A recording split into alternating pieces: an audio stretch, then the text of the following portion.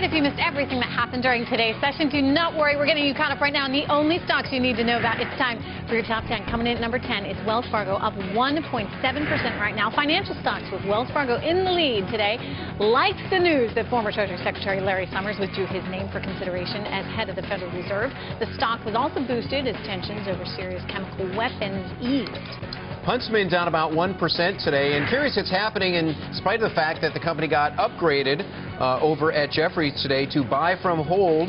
The analyst noted the company's recent performance and relative valuation. The new 12-month price target went up to 26. It had been 20.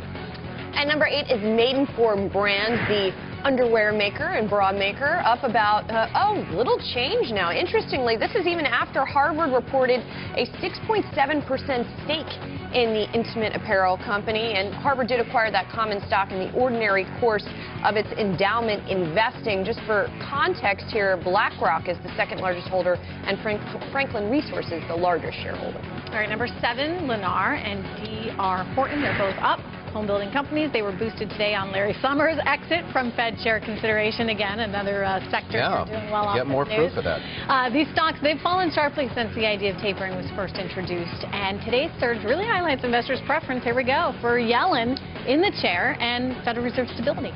Yeah, very much so. All right, Packaging Corp up almost 10% today. The fourth largest producer of corrugated shipping boxes will buy Boise, a commercial printing company, in order to increase capacity. The deal is being valued at about $1.3 billion. Number 5 is Boeing. The stock is up almost 4%. And guess what?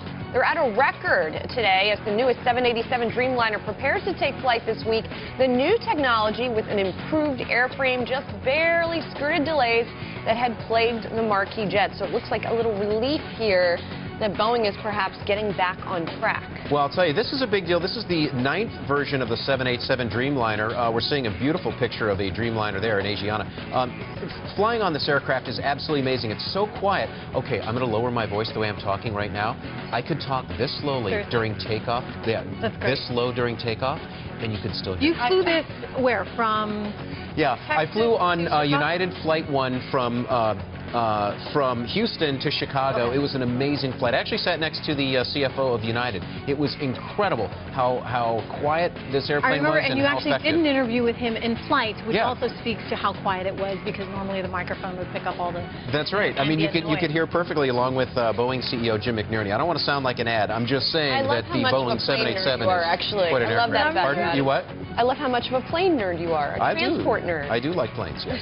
Number 4, it's Wal-Mart, up about 0.5% right now. The company is so committed to becoming America's largest beer retailer that it's selling Budweiser, Coors, and other brews almost at cost. For example, in an LA store, the markup for a 26-pack of Coors Light was just 0.6% compared to 16%, which is the markup you see for a bag of Cheetos. So I guess the idea is you get them in the door for the beer, right? Yeah. And then they buy the Cheetos. Absolutely. Party in LA. We'll see you Saturday. All right. Bristol Myers up 3.6%. The healthcare giant raised to overweight from neutral at JP Morgan on its immunotherapy pipeline. The analyst giving the upgrade wrote that this is, quote, the most significant pipeline opportunity in pharma. Number 2, Blackstone Group up almost 4%. The company planning to sell the Howard Hughes Center. It's a 5-building campus in West Los Angeles. Totals more than 1.3 million square feet, and it's estimated to be a $500 million deal. Okay, we're coming up on our number 1 stock of the day. It's actually not a stock. We're talking about the 10-year. Yields down almost 0.5% there. Wall Street saw Larry Summers as a champion of the tapering plan, and now with Summers out of the game, they're hoping Yellen will keep interest rates low for the foreseeable future. Let me qualify that by just saying they really saw him more as a hawk than a dove.